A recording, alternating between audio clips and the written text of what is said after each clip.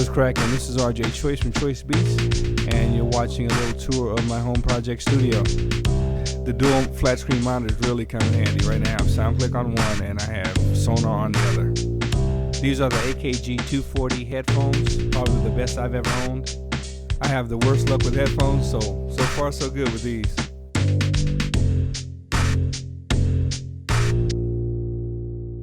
Alright, let's do it.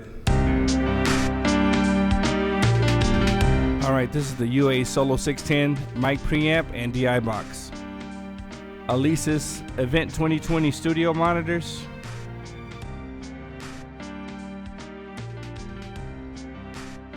Here's one of my favorite mics, the AT3035. Really good bang for your buck for a condenser mic, great for vocals. I like using a laser mouse, try to cut down on the amount of wires all around the studio. Also, the keyboard is wireless too. Here's the wireless keyboard that I use. These are really helpful when I have to change mic positions and I have to be in another part of the room for better acoustics. Right here you can see the Roland JV90. Below that is the PV Studio Mix. It's my DAW controller, motorized faders, so it controls many of the functions in Sonar 6. Okay, at the top of the recording food chain we have the Neumann TLM49 condenser mic. They really call it Neumann, but I don't. I'm going to try to get up and take a look around. Now we just finished a pretty big project in here recently, so there's some things that are still out. So if I don't use it every day, back to the garage it will go. Like this MP3 mixer and the Behringer mixer beneath it. More accurately, this thing is an audiophile turntable. So you can treat audiophiles like vinyl and do scratching and a lot of hip-hop tricks. Speaking of vinyl, I used to have a room full of just vinyl. It's all in the garage now, replaced by these boxes of software. So it's like tons of VSTs these days. As well as traditional instruments, you see my two basses and guitar that I use. I need to use more actually.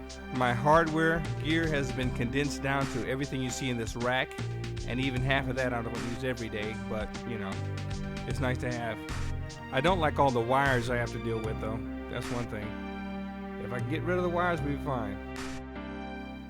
I built this PC custom for audio and video production. Sonar 5 power. I actually used Sonar 6, but I couldn't find the Sonar 6 book at the time. This is a stylus. It's like a pen mouse that I use for graphics when I'm working with video. I call this Kirk's chair. This is the captain's seat right here. Notice I have a back massager with little speakers, these adjustable speakers, which is real cool. I can hook them up to the sound card output and get a different sound, a different reference in my mixing. This is actually a modified basement. This above me is the living room, and then above that on the second story is the bedrooms.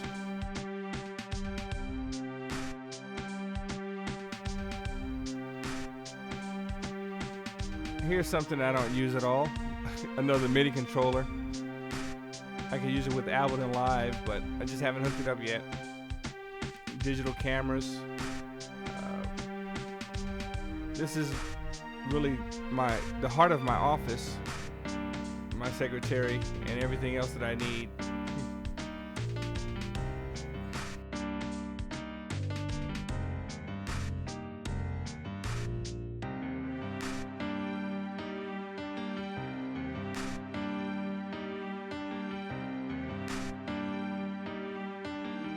This is one of 8 dynamic mics that I use to mic amplifiers and drums. And this looks like this was lunch. Lunch.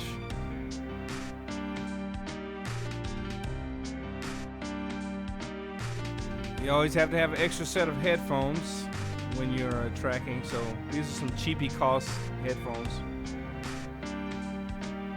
Again, this is the Roland JV90. I'm pretty much burnt out on the sounds that are in the board. And another look at my rack. We have a patch bay that I barely use. This is old school Akai SO1 sampler. This is like my first real digital sampler.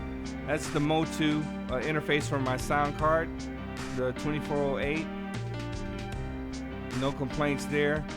There's that MIDI Man 4. Everybody has that.